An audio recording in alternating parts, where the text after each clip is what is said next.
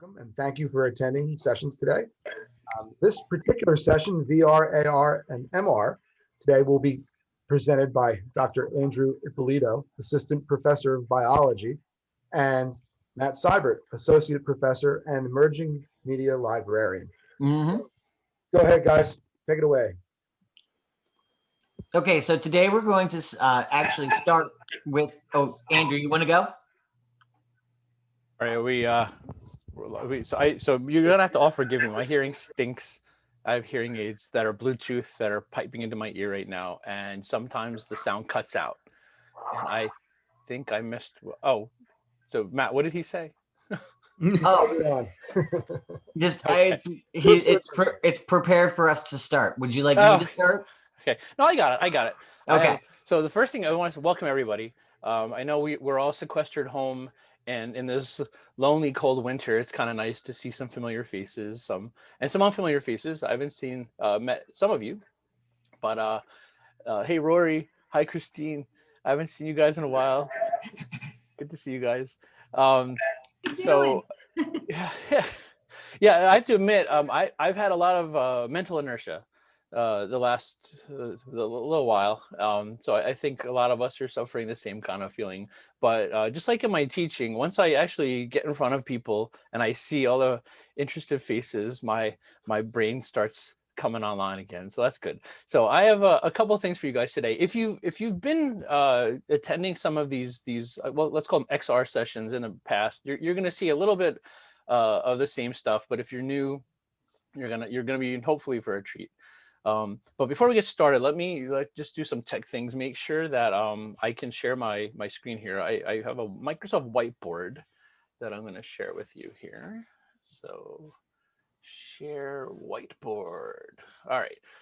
All right. And so hopefully you guys should see. Now I have a widescreen monitor. If you don't, I don't know what that's going to look like on your end. I don't know if it's going to have boxes on the sides or not. And then I got to bring you guys back here. Show video panel. All right. So just by a thumbs up or a nod, just tell me you can see my whiteboard. You got okay, good. All right. So welcome to Tech Day 2021. You can see here my horrible cartoony version of what we're going to be doing today a little bit. So the first thing we're going to start with here is like, who is this guy? Who am I? My name's Andrew, and I've been at Bucks now for a few years in the biology department. And one of the things that I got interested in very early on in my my tech background is I shouldn't say my tech background like I worked in tech. My tech background, I'm a tech enthusiast. You know, I build my own geeky PCs and I play video games and Dungeons and Dragons, and I'm like a classic gaming geek type.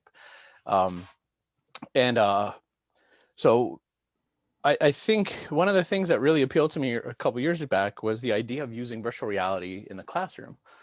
So the first thing I want to do here is tell you a little bit of the history of what we've been doing, and then explain to you what the technology actually is. So the today's talk, the title was a little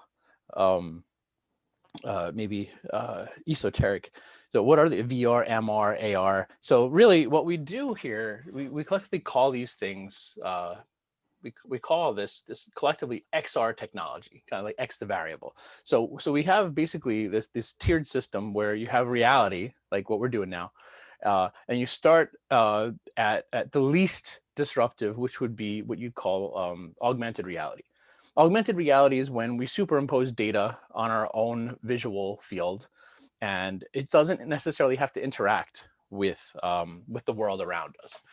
So for example, I know Apple's working on some glasses right now, which oddly they're not calling eyeglasses. I thought they were building up to this, honestly, the last 20 years.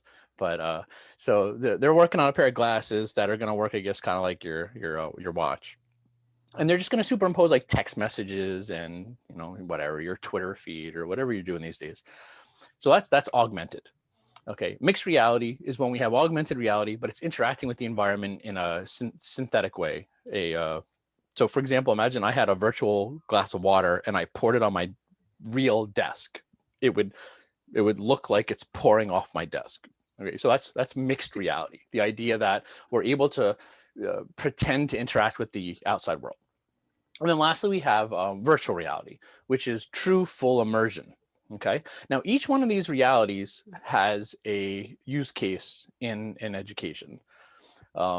Right now, the most popular use case for any of this technology seems to be in the health sciences, when we're doing work with, clinical work with virtual, whether it's virtual patients or you're in a shared environment where you're observing, say, virtual anatomical structures. So that's one use case. Okay, now, so the power of augmented and mixed reality is that you can still see each other, right? We are in a shared experience and we're seeing each other. It's a social thing. It's much more familiar, right? You're not on the surface of Mars or floating around in space or somewhere inside the cell or doing something weird. Okay, and that's probably going to be the most common use case for this technology in the educational sector. And that's probably therefore where all the money's going to go, where all the technology development's going to go, the software is going to go, et cetera. Which, that reflects real life, where the money goes for, and the focus goes for post-secondary education. My interest in this, though, is the idea of using it to teach things that are traditionally difficult to teach. Things like protein structure, DNA, molecular structure, let's leave it at that. Things that don't necessarily get a mind's eye view in the same way, your funny bone does. And so what I've been doing is putting this inside the majors biology classroom. But there are definitely examples of, you could do this in any educational setting. And so I guess the first thing I want to do is kind of break from the traditional me talking at you and ask you guys what you want to get out of this today. Not just me highlighting a couple of things, but you picked this session for a reason. And some of you might just have been curiosity, but for some of you, you might be like, I have some ideas I want to implement in the classroom. I'm not sure if I can, and if I can, what I might use.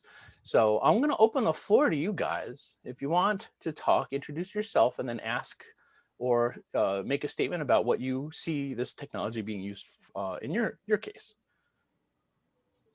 Hi, everybody. I'm Rory Butler. I'm a professor with STEM.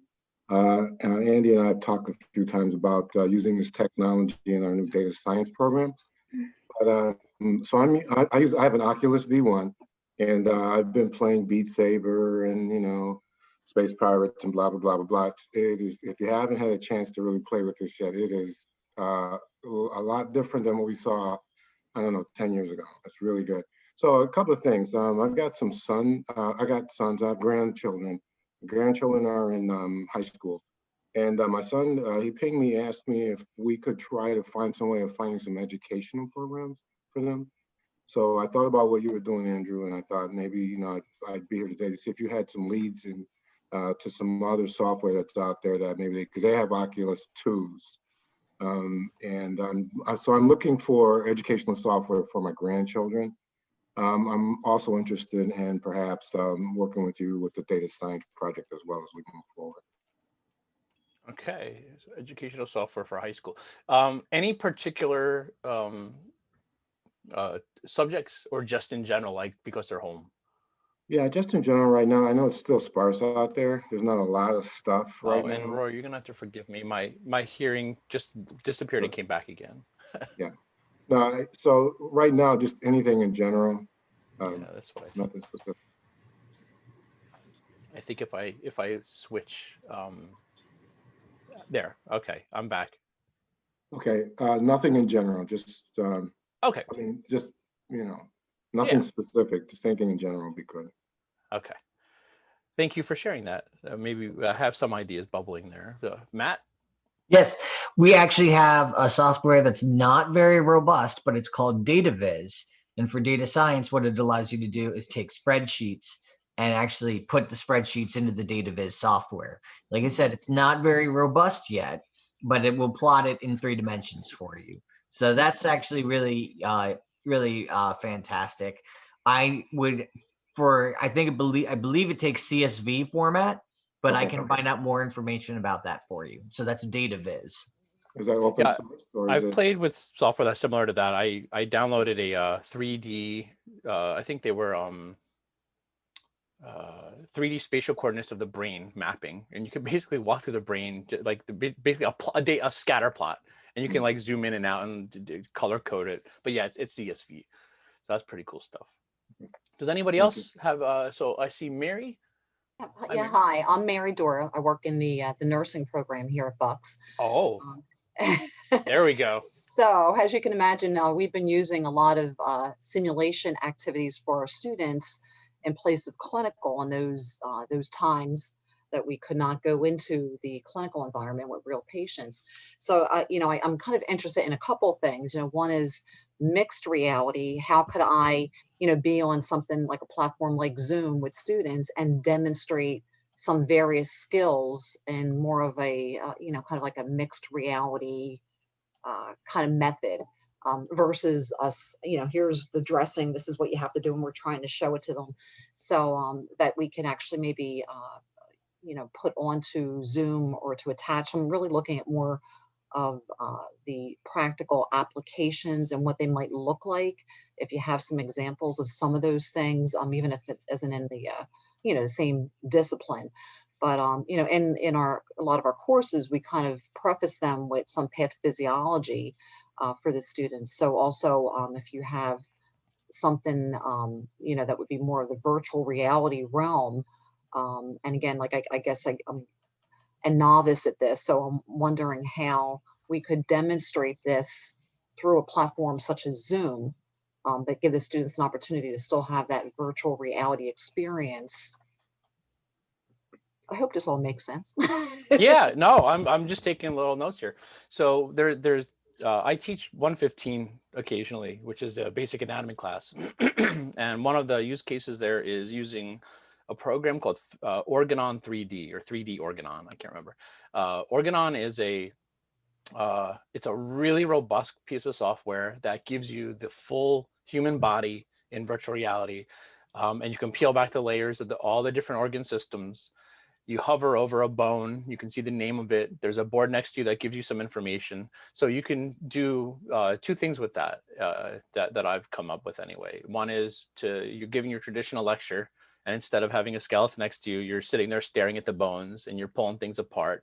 They love that. I've done it. I haven't been able to do it too many times, obviously, because of the pandemic. But when I was in the classroom, I was suited up, so to speak, and they could see on the board, I was sharing my screen on the big board.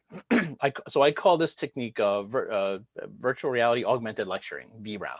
I've mentioned that a couple times in the past. And I think this is really the best use case for us as educators in the classroom, where there's a single, and it's the cheapest way to do it. So you just have one virtual reality headset, you're looking in there, you're in the classroom, the students see you being ridiculous in your gear. They look up at the board, they see the huge screen of what you're seeing. And so now you're a cinematographer. You have to be careful about this, like I'm gonna have to do today. You don't wanna make your audience sick by rapid head movements. And you're just giving your traditional lecture. So there's that. But then in addition to using the full virtual reality, we have had some faculty in our side of the fence, an AMP in particular, Julie, Matt, help me out. Julie, I can't remember her last name, but Crow. thank you. She's used the HoloLens. Okay, so Microsoft has this thing called the HoloLens. We have I think like 8 of them. Generation 1, which Matt just got a generation 2 at home that he's been playing with the last couple of days, and he says it's orders of magnitude better than the first one, which is good because the first one wasn't all that great. I mean, it was a great concept, but the interface, I mean, it's traditional Microsoft, honestly. If you guys remember the Zune player, the HoloLens is kind of like the Zune of augmented reality. I mean, it's a little bit better. So the idea, though, particularly in the health sciences, is they have 2 suites of software that we have access to right now, and this is through Pearson. There's Holo Patient and Holo, oh gosh, not Holo Skeleton, Holo Person. Matt, what was it? What's the name of the one Julie was? Holo, no, Holo Patient. You're talking about the anatomy program. Yeah. Holo something. I do not remember the last name of Wow, that particular that's program. amazing how this stuff But falls let me out see, of is James in here? James. I saw him. Yeah, I'm right There here. he is. Hey, Yeah, James. do you remember the name of that particular program that does the anatomy on the HoloLens? No, it's been over a year since the last time we used it. Oh, Yeah, exactly. We're Uh, all sitting there scratching our heads. So I well, guess they weren't successful in naming it something catchy. No. Well, I remember the 3D Organon was a more robust program, which is the I one remember the name. Yeah. Oh, you got Hollow it? Human. Yeah. Oh, just Hollow Human. Okay. Yeah. So the one the one that must not be named, the Hollow something, Hollow X, Hollow is Human. how is it Hollow Human? I think Yes, that it's makes Hollow sense. Yeah. Okay. A really catchy name, Hollow Human. There we go. Hollow Human is similar to Organon in that you have that superimposed skeleton. The cool thing is though, you plant it in 3D space. You put it on your floor, and anybody else that's wearing it with you that joins that session can see the same exact 3D that you do. So you can walk up together to this thing and interact with it. The difference being, of course, you can peel back the layers, which is pretty cool.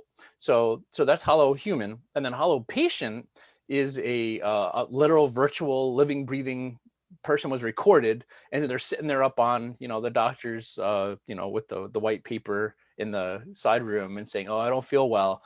And you have to run through these various scenarios together. So there's a couple of things you could do. As far as Zoom goes, in my experience doing this with Zoom, Hollow Human would be the best for that. Not even that. You would use Organon. I don't think you would use any of the stuff we've used in the classroom with the augmented reality, the mixed reality. I would use virtual reality for this. So you could right now, if you have an Oculus Quest, or if you have a really any virtual reality system that's PC compatible, you can share your screen, as I'm going to show you today, and you can walk through these things with your students. Now, here's the thing: if you have students that have this stuff, which is very rare, it turns out. Like I've only had 1 or 2 students in the last year have a virtual reality system, so it's not picking up yet too much. But once students have even the entry-level stuff, you can create these shared rooms.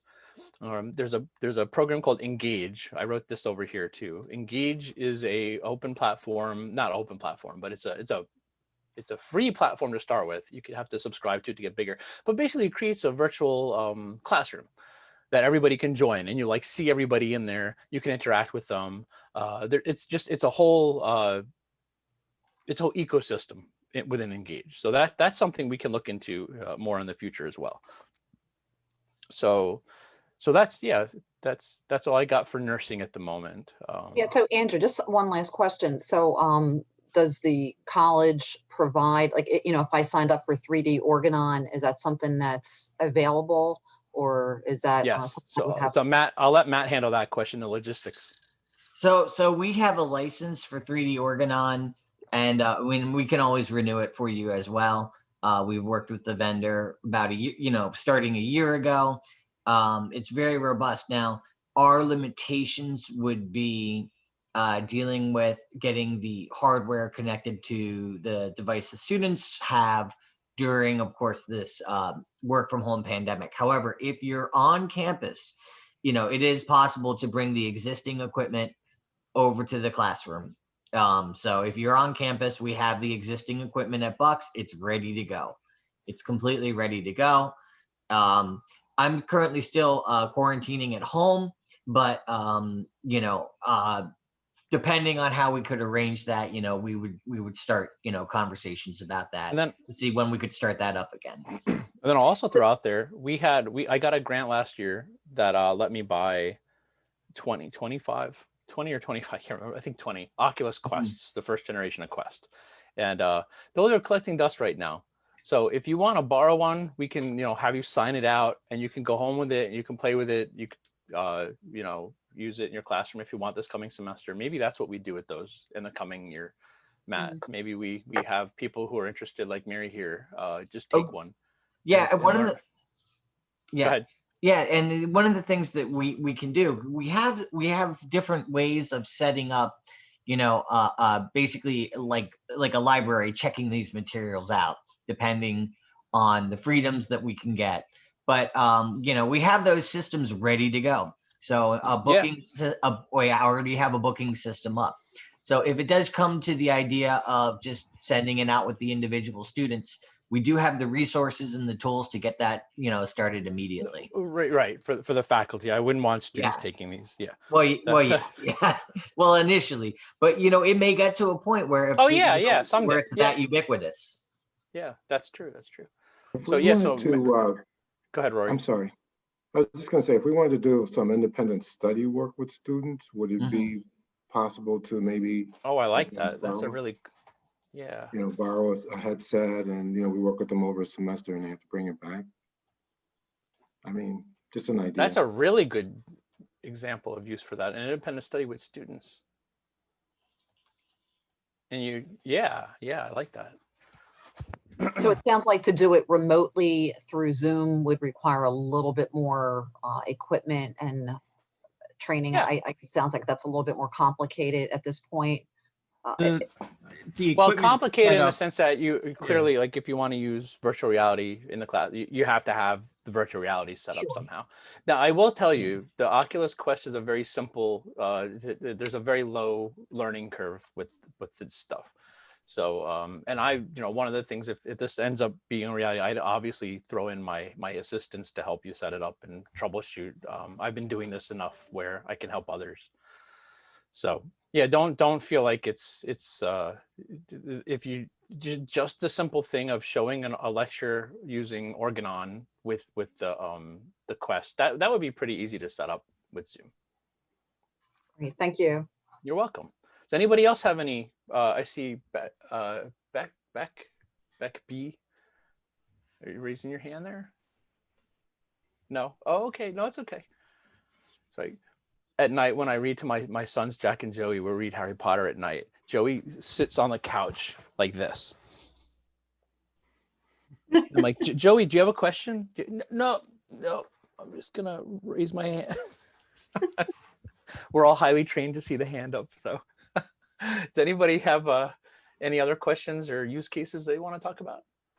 Charlene, I see. Oh, sorry. Just possibly a VR operation of equipment. Oh yeah, that would like be manufacturing equipment or something. I bet I have much less familiarity with what's going on in the engineering world with VR, but I imagine they're running away with it at this point. Starting to, it's still brand new, and it's actually used as an enhancement or a supplement to hands-on experiences. So it's very interesting, the progression of it. Yeah. So like I used for my 3D printing work, I used Fusion 360, and I imagine just screen sharing that or building, I'm sure that there's libraries of downloadable models, right? So if you find those files and you throw them into I could throw them into Unity, I guess, and just make it simple interactive and then just share that. So that's what I'm going to show you guys today. I'm going to show you some of the stuff I've developed.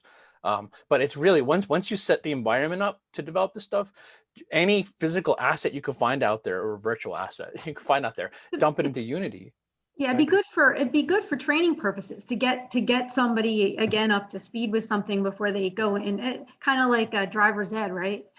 Before they go in and use the actual equipment. So yeah, like fracking equipment. That's what does fracking equipment look like anyway? What I just picture like the old-fashioned, Texas oil pumps right now in my head. I imagine it's very different than that. Yeah.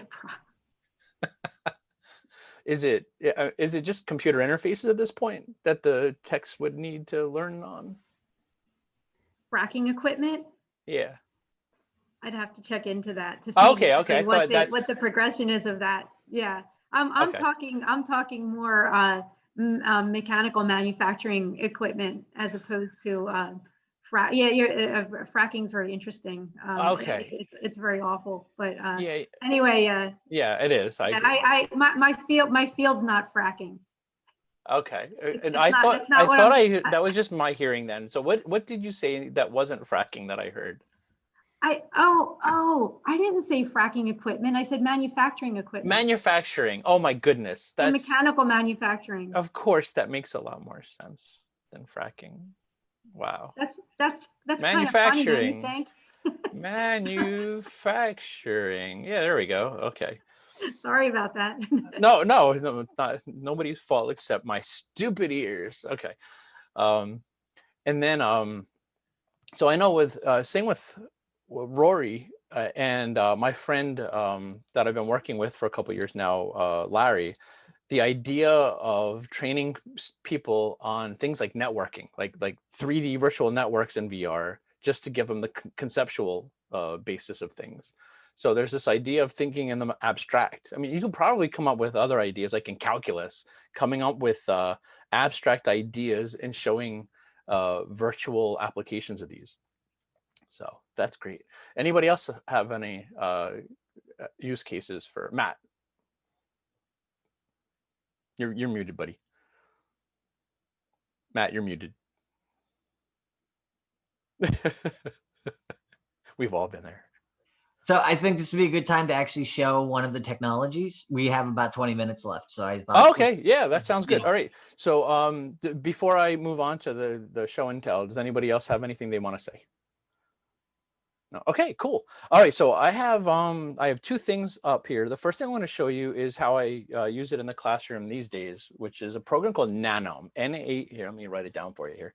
It's Nanome. And Nano, it started out as just a simple 3D model viewer. There's something called the Protein Data Bank, or the PDB. This is the repository of all of humanity's knowledge, being anything that is three-dimensional protein structure, or DNA structure. This is where they're throwing up things like the coronavirus's spike protein, for example, things like that. So it started out as a viewer, and then the program has slowly morphed its way into more of a collaborative research tool, which is what it's predominantly used for today. But last summer, I actually had a wonderful opportunity to talk to the CEO of the company. And he picked my brain on how I was using it in the classroom. And I gave him a whole bunch of ideas. And I mean, I'm sure he talked to other people, but it was really satisfying to see that in this latest version, he put in some of the ideas I had. I came up with this idea of putting some kind of weird virtual whiteboard in there. And the last update was called the Whiteboard update. So I was really excited to see this. So that's what I'm going to show you now is the environment. Now, so what I have to do is warn you, if you get motion sick, if you're going to watch this, like if you ever watched an amateur video where somebody's running around with their own video camera and that doesn't make you feel good, what I'm going to say is, as I'm setting this up, look away from the screen. And then what I'm going to be mindful of is not doing as much camera shake and moving around. I have to, that's one of the skills you have to develop is this, as an educator with this, is not moving your head so much and just keeping in mind you're basically a cameraman or camerawoman. You're a videographer. All right, so I'm going to put this on now. I'm going to share my screen. I have this all set up here. Let's see. So I'm going to stop this share, and then I'm going to share. Let's see. Share. Where's Nano? There it is. Okay. Let me clear my screen away here. Bring you guys back.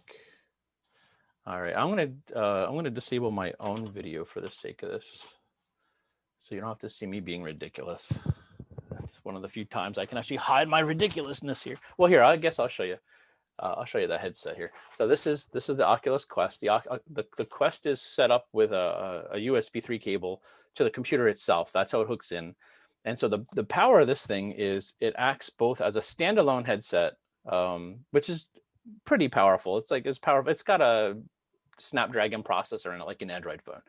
But the real power of it comes in when you use the USB cord and plug it into your computer. It then acts like an Oculus. Oh my goodness. The PC version of the Oculus, which names are just flying out of my head left and right today. So I'm going to put this on, and then the controllers look like this. Okay, and so the way these talk to each other is this gives off a light, and this sees the light. That's the technique here. And so without further ado, I'm going to jump in to my virtual environment and see if this works. Okay.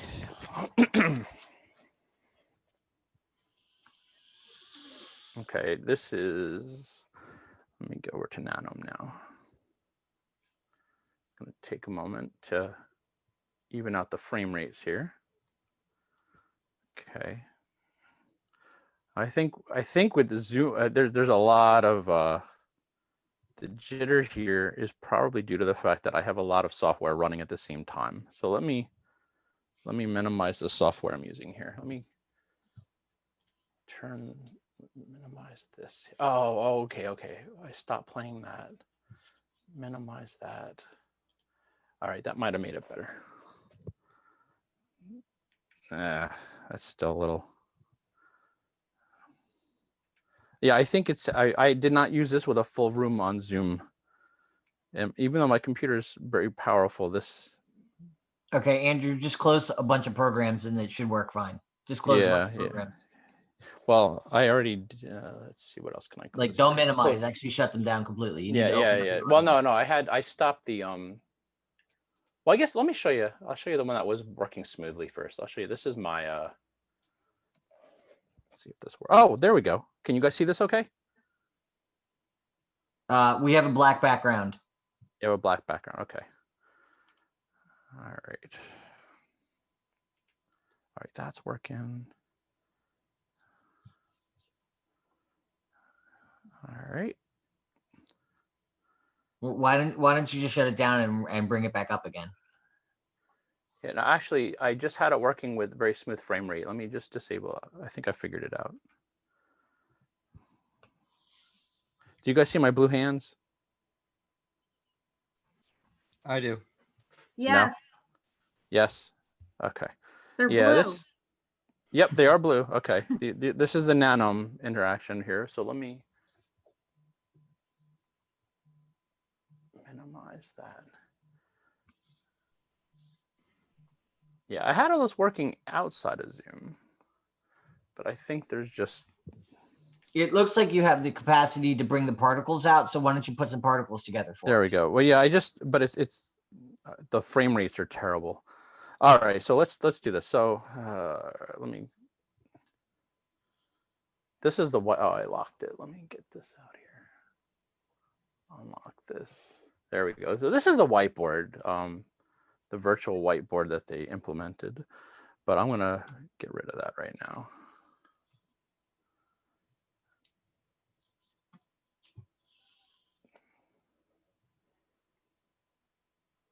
Yeah, so usually this is, well, you can see here, you saw the marker. So you could see, I could sit here and take notes on it if I actually have smooth frame rates, which I don't. And you have all these options here. You can actually export what you're doing as a PNG file. You can clear the screen. You can use different colors. Oh, there we go. There we go. Okay, it's working now. So that's the whiteboard. You can. It's kind of hard to draw in virtual reality on a screen like this, especially with letters. But I guess people over time would get used to that. So, but anyway, I'm going to minimize this here. Let's get rid of that. Okay, so with Nano, you can see here all the, it's a very complex program, but I'm going to keep things very simple.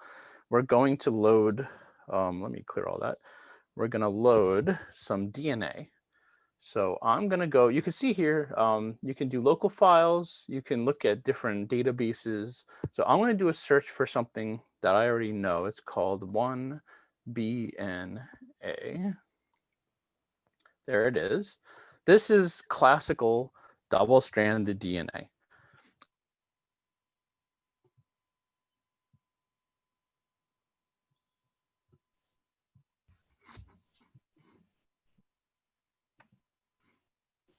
Did we lose him? Oh, we lost him. All right. Well, don't worry. I have a bit that I can talk about as well. So, usually the program works just fine, even over the internet when we pipe a signal through Zoom. I think it was just that Andrew had a lot of stuff open, so that happens. So I can go forward though. If I can throw some slides up and share my screen. Hey, Matt, real quick, is Nano open source? I mean, can we get that? It's not open. It's not open source, but we have an academic license here at the college. So because it's proprietary, we'd have to request changes to the actual the creator of it, the I don't want to say publisher, but the software designers. Okay, So we have a pretty good working relationship with them because of what Andrew actually set up by talking to some of the members of the staff there. So, I mean, if it would take us a while to get those changes in place, and it is not open source, but they are receptive. Well, my question really, I guess, was, can we get it downloaded on our machines? Yes, yes, you can. Yes, Oh, yes. how- And how do it's a login system. So what we would do is we would just we would either work something out with the college to get you an academic license Mhm. so that you would be able to get in and build your own materials with it. Okay. Yeah. Thank you. It's pretty robust, but yeah, it is chemistry and biology driven, which is So fine. Matt, quick question. If I wanted to use Organon, I would get Oculus Quest first if I wanted to use Organon through a remote platform. It actually works through a variety of platforms. So we have it through the HTC Vive, which is one option. We also have it through the Oculus Rift, and I believe a pared down version is the version on the Oculus Quest. So there's different tiers with different, for lack of a better term, hardware application. Like it just looks better. It looks better on some of the more high-powered devices, depending on the kind of video card you have. We have access to all three, so whichever one you wanted to try, we could work on making that happen. With the Oculus Quest, those are more mobile because of the fact that they don't have to be connected via wires to a computer. Okay. But no matter what device I wanted to use, I would still need to download programs to it. So if I was using 3D Organon, are those programs, are there already programs preloaded? Well, what we've traditionally done is set it up so that for you, it's just ready to go. Like that's sort of been our model, which is kind of what I wanted to go into next. Our model is it just needs to be ready to go for you to use the application. It needs to work. It needs to, have everything ready to, everything is prepared for you. And that way you can just use it for whatever content that you need to deliver. And then you can, when you're done, give it back to us. We break, we take it apart, we take the pieces and we, take care of the cleanup for you and everything. So our model has been, you get it already ready to go. I mean, it's like just in the same way that Apple products just work, we try to make sure that the materials that we provide you just work. Like it. Thank you. Okay.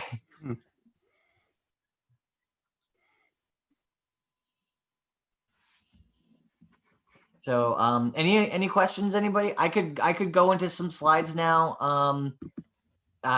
We've essentially covered much of the stuff, but here I'll just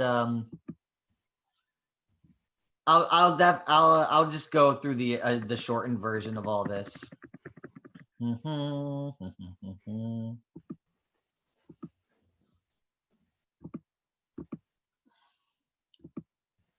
So does everybody see the slides that I just brought up? Yes. Okay. So our implementation principles is that we had technological limitations and internal policies, that we sort of needed to work around. This program started with Carol Seifert and Dean Sean Wild, and then slowly, we started establishing a bigger staff. Carol Seifert moved on to a position at CCP, and Sean Wild is, of course, the dean now. So we just sort of kept moving with their legacy. We try to cover setup and installation, training, the equipment support. Like I said, it just works. It's ready to go for you. And then finally, the storage of the materials, so that you just have a product ready to, or not a product, but a device ready to go for you for whatever learning outcome that you need to meet. When it comes to both, the software and the applications, we provide the platforms of access. We provide user credentialing. We base it on use cases. We want to make sure it meets your learning outcomes, and we'll work with you to make sure it meets your learning outcomes, because we want to make sure that you're using a technology that actually improves your classroom. So we try to meet the needs of the staff at the college. We've taken some assessment data. It's been very positive. So there's lots of value added in the classroom. We've had regular use, when we were all face to face. The only issues we really run into are software issues, and we try to work on that on the back end so that you don't have to worry about that. So there's also educational usage versus community college, or like college community usage. So sometimes we have folks that are just interested in it that, come into the media lab area where we work, and they just want to play around with it. We try to open it up for all of the activities, because we figure the more people using it, the more people learning about it, the more it can provide assistance to everybody. So here's a program assessment example. The general results that we got from students, where they strongly agreed that the technology was helpful in reinforcing course content. So we got 18 respondents agree or strongly agree, 26 regular just agree, and that comes together to about 75%. So that's wonderful. That's really great.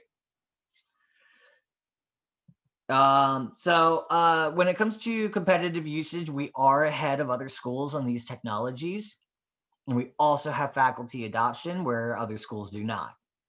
So that's really quite wonderful. And we try to, maintain that. Like I said, we bring you a technology that just works.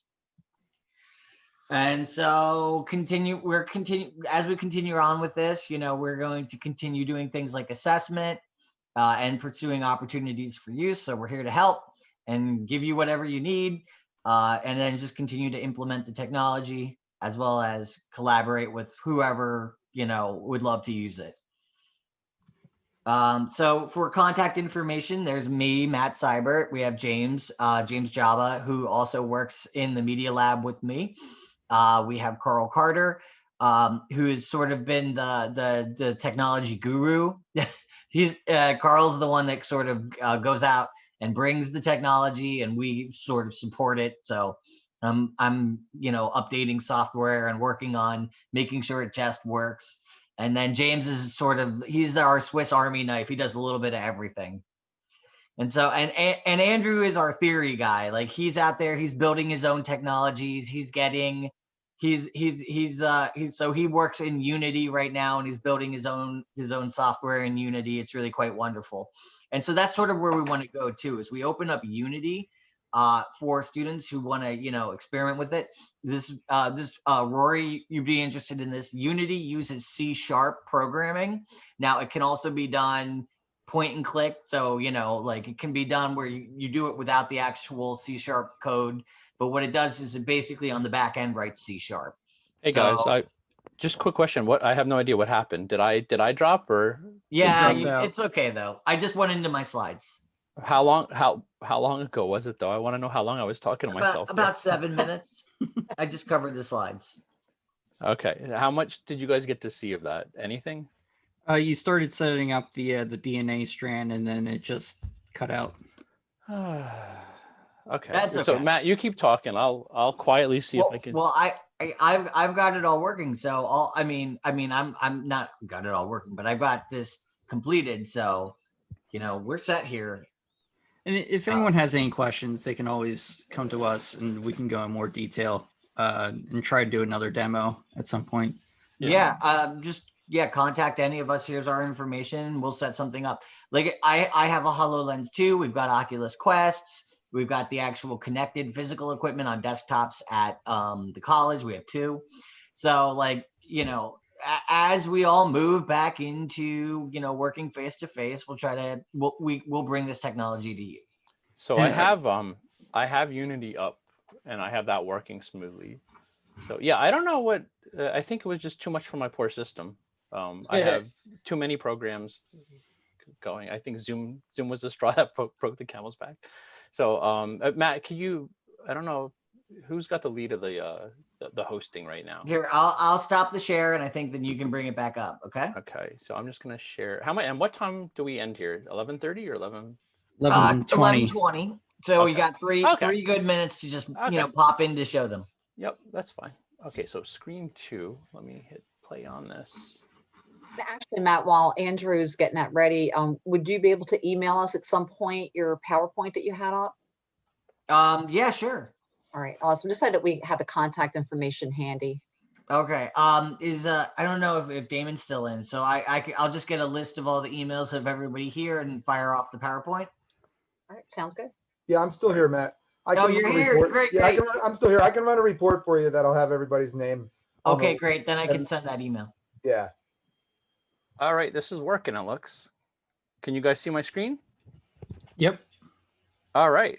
So this is something that I developed in the Unity engine over the last few years, dabbling with my own ideas. So I call this the right now I'm calling this the concept zoo. It's more like a museum, though, if you think about it. It's like walking through a museum.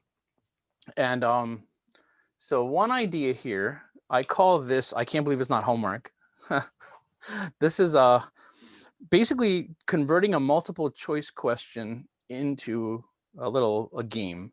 So it says here, insert the carboxylic acid, right? And like, okay, so if I go over here, you can see there's some descriptions here about functional groups. And so I can pick one of these up and I'd be like, oh, let's see, maybe this is carbonic acid. And I'll throw this in the hole there.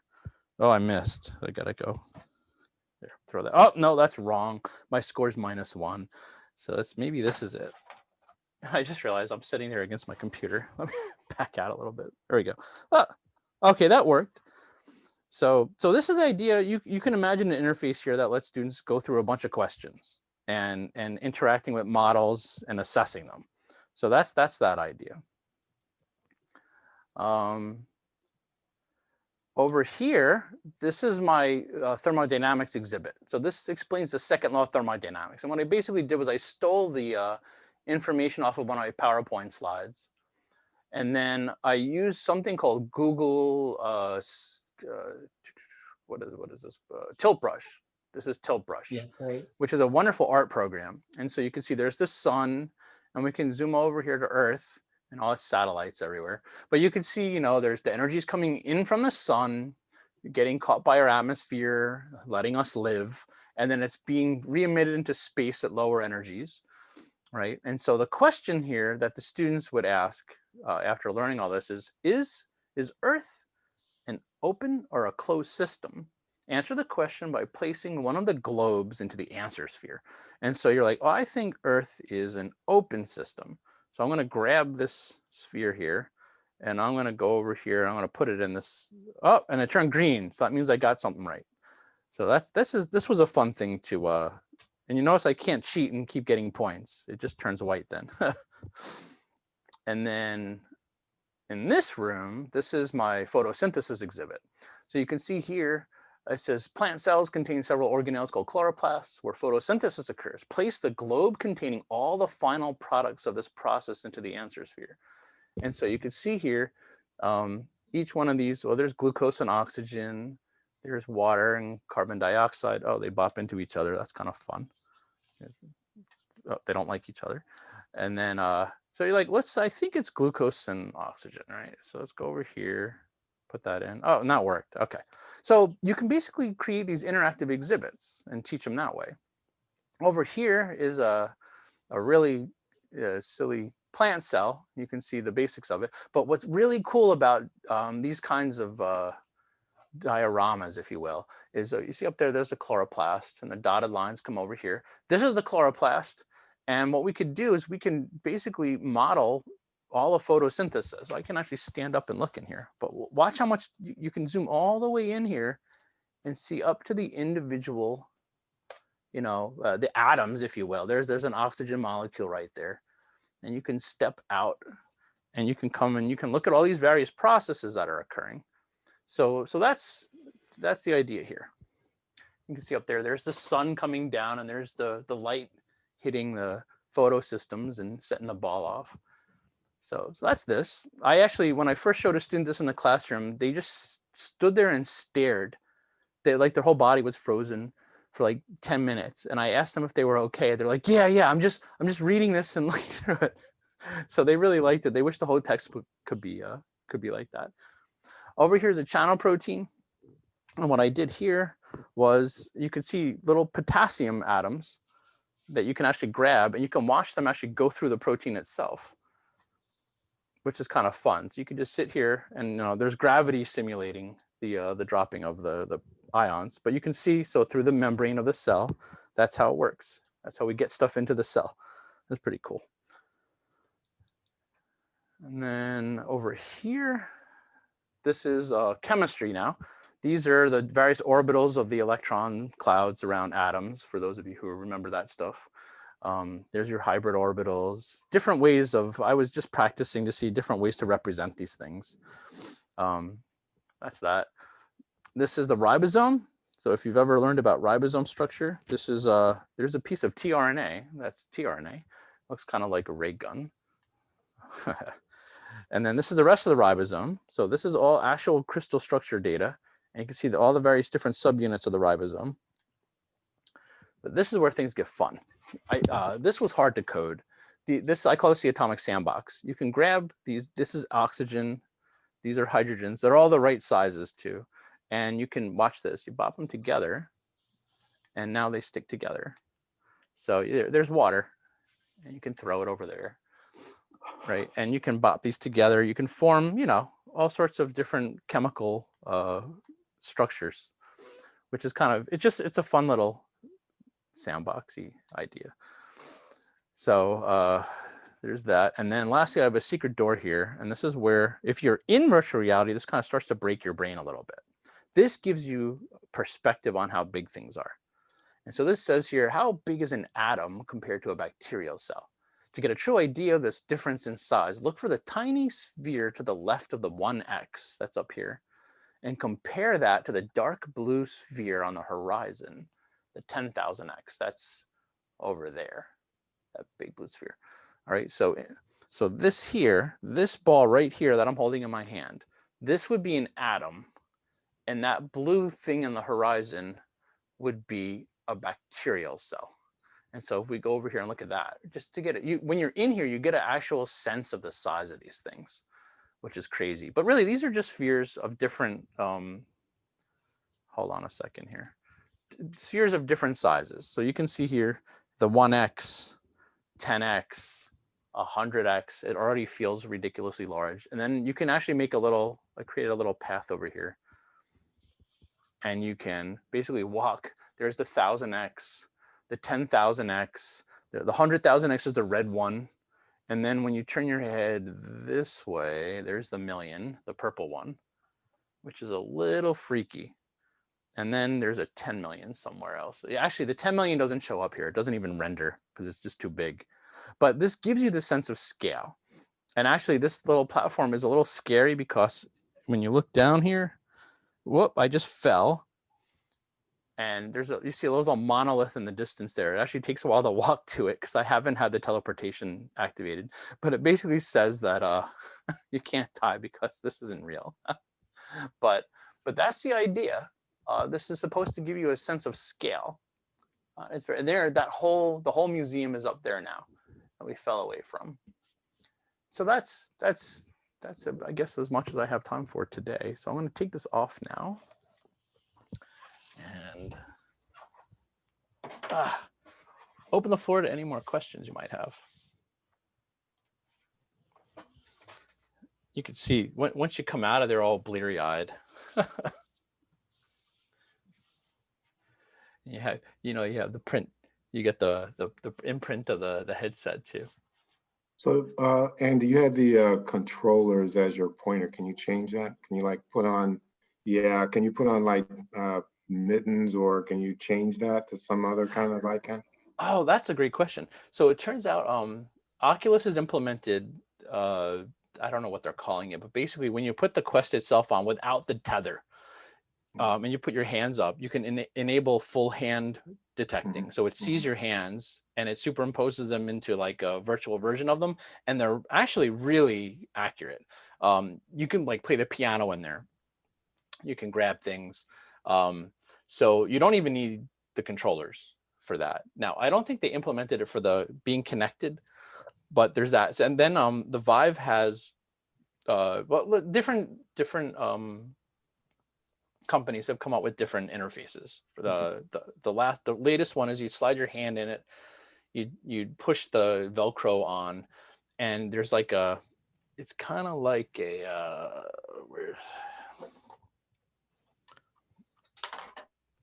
whatever. Here's my eyeglass case. It basically there's a bunch of it's a metal strip that senses the different hands, not just or fingers, but their proximity to. So you have full tactile control over that. There's not tactile feedback yet. And then Logitech has come up. I don't know if this is out yet. They have a 3D stylus that basically kind of be like your Wacom graphic tablet, but you can use it in 3D, and there's like all the buttons on there. The gloves, though, nobody's yet come up with a really good final polished product of a pair of gloves you just throw on and get in there, which is interesting. You'd think that would have been a high priority. So, and it's a little disheartening, the fact that we've been doing this now, what, Matt, like solid 2 years. And I think it's just, there's a lag because the market is still not fully mature yet. One thing I've noticed personally, and a lot of my friends who have this have also said, is once the novelty of using it wears off, there's this mental barrier of donning it and loading it and setting it up, that once you're in there, it's wonderful, but just getting there is a little tedious still. And I think as a result of that, people are still drawn more to just using your traditional, you sit down at the computer, you boot it up, and it's there, right? Whereas the Quest alone, without the tethering, is like that. And I'm in a lot of ways, I would say like the Quest 2 is kind of like the iPhone of the VR world. You just put it on and it works. And I think that once we get better software for education, where we all throw it on and say we load up an app and we join a room, like we're getting there. We're not there yet. So, okay. Yeah, I think that COVID has delayed everything by a year, including the shipping lines and the production lines of a lot of technology.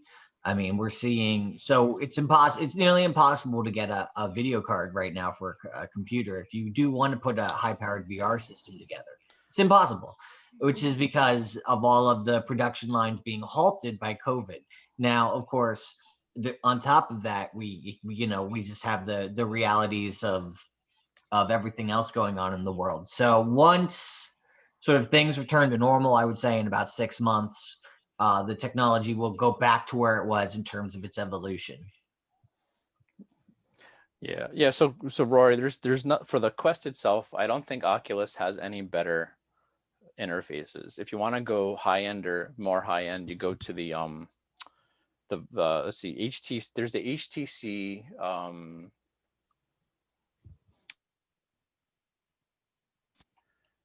It's the new high end headset called. It's the Cosmos. There's the Cosmos, and that doesn't even have that almost looks like an Oculus. And then there's the Vive's what's the Vive one called? Well, the Oculus is moving forward more with hand tracking rather than using controllers. They still come with controllers, but as far as like moving around menus and everything, they're now doing more like tracking your actual hands. So you don't have to worry about pressing buttons or anything. It's just using your fingers to click on things, scroll.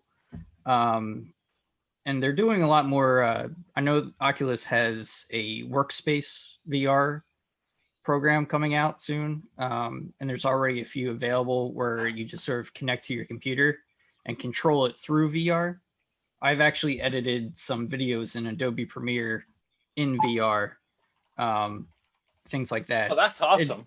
It wasn't perfect because like if you lose track of your keyboard, you have a headset on and you have to fumble around to find your keyboard to type in stuff. But it's called vSpatial if you want to take a look at that. But What's I've just been vSpatial. it's interesting, but it's also still has some limitations. And I think it's a pretty good example of where you can go with the technology. It's just it hasn't quite reached the pinnacle of what we want. Their tagline is the workspace of the future is here. Yeah. And it should be like sorta.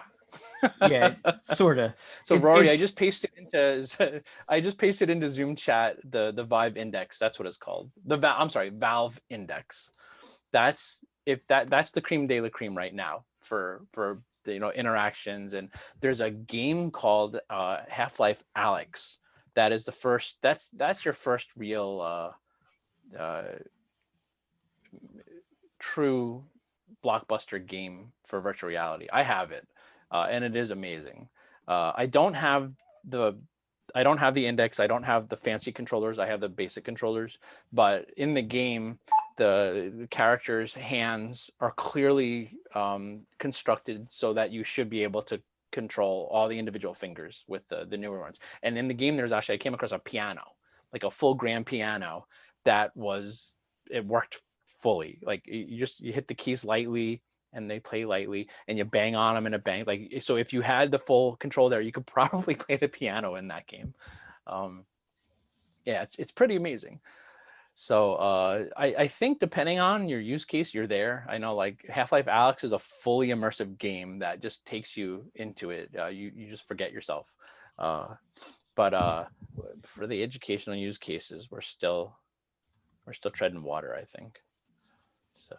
Yeah, and especially through Oculus, you're kind of limited to what they offer in their store. Although there are ways around that, which have more educational experiences, like on SideQuest is a website that allows you to sideload programs into the Quest.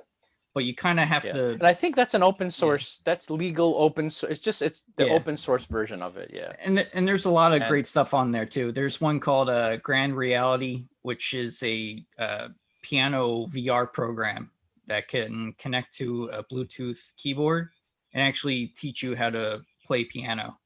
And they've actually added. It's just one guy working on this thing, but he's added a bunch of features that allow an audience to come in and watch and do shows and stuff like that, but also can teach you how to play piano.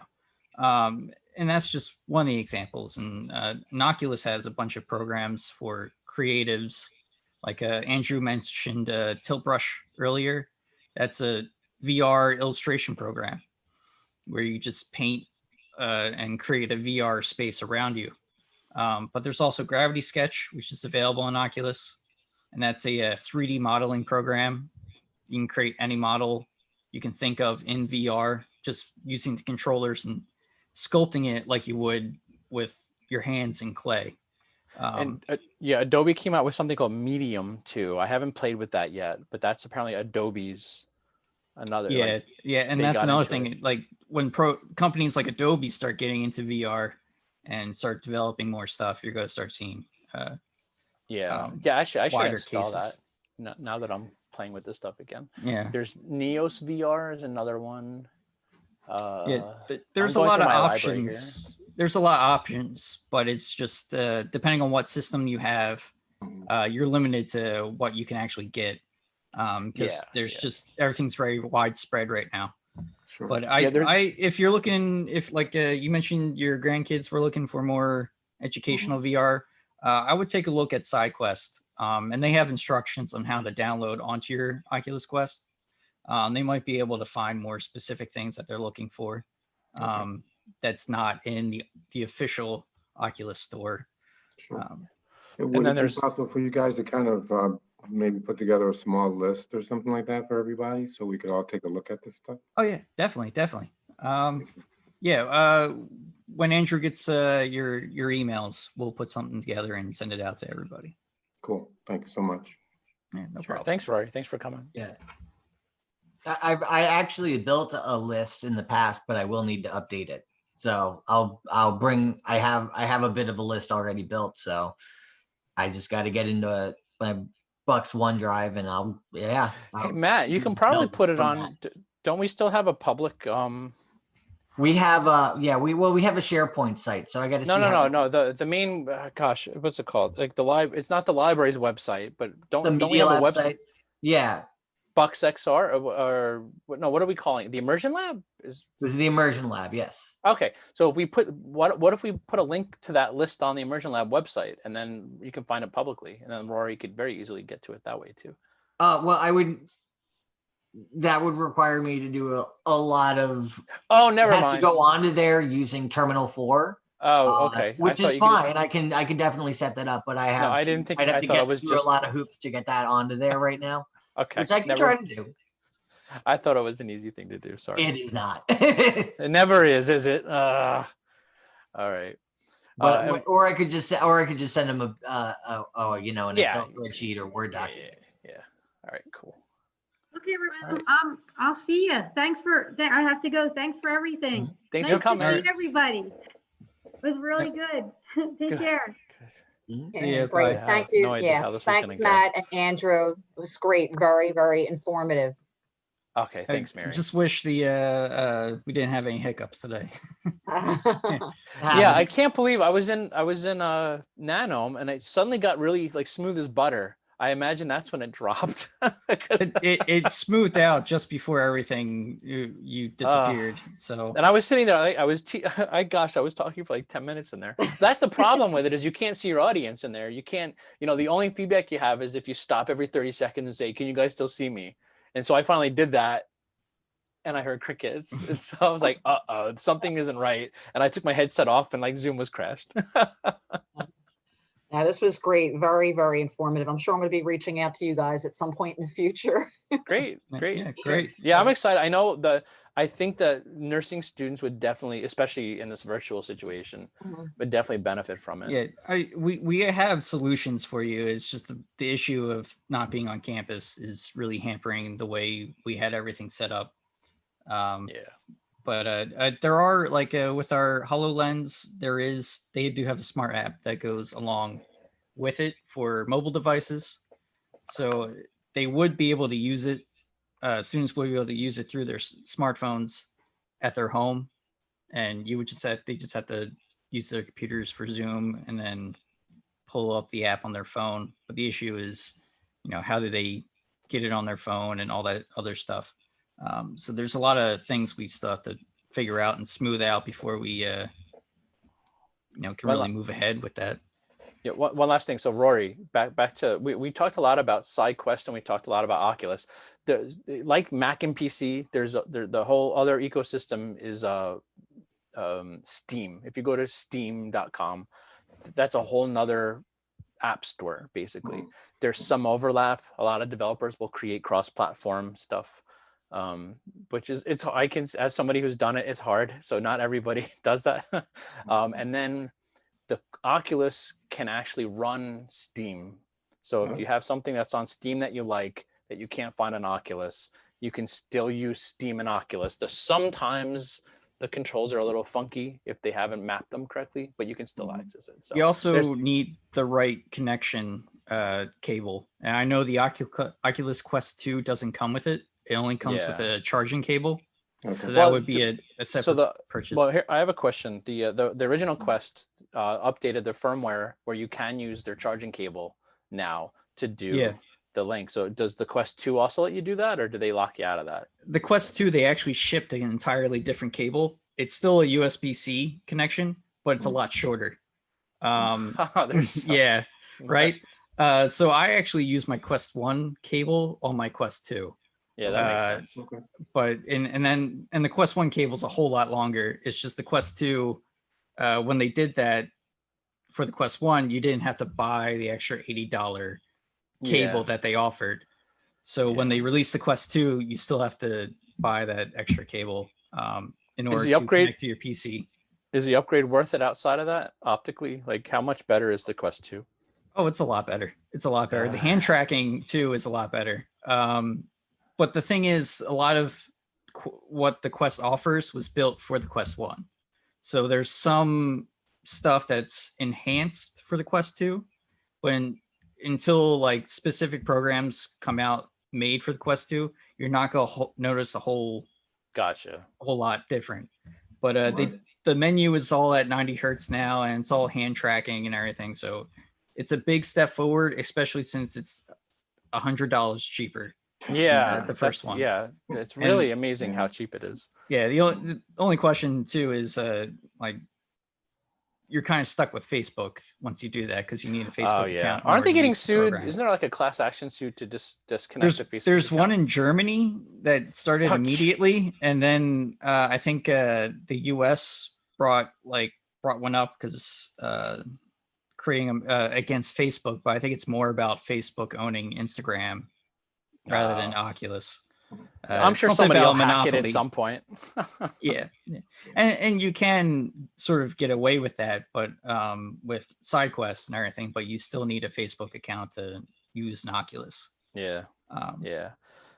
So. You don't. That's why I like the Vive. That's in addition to being the superior hardware, you don't have to. Facebook isn't sitting there watching over your shoulder. What you playing there, buddy? How's it going there? Oh, I have an ad for you. Yeah, and the Quest 2 does offer options of like recording video while you're using the Quest. So if you wanted to do pre-recorded lectures or anything like that through VR, you could. Yeah, that's cool. And you can also stream directly from the Quest, but it only goes to Facebook. So yeah, it's a little, it does. yeah, and it really chops up the amount of what the viewer can see too. It gives you a smaller point of view, field of view. Yeah, like if you pull it up on your phone, you're getting like a small square Right. point of And view. so you have to know, like, the challenge when you're teaching like that is, where do I need to look on my model so my students can see what I see? When I first started doing this, I'm like, what do you guys see? Like, we see the bottom right corner of your DNA. I have no idea what you're doing. Like, you have to really be careful what you're showing them. But yeah, so it's almost 11:45. Yep. I'm sure everyone else has other stuff that needs to get done. Not me. Yeah, I'm on winter break. I'm gonna go, everybody. You guys can go. Bye bye. All right, bye. Thanks, guys. See you later. Appreciate it.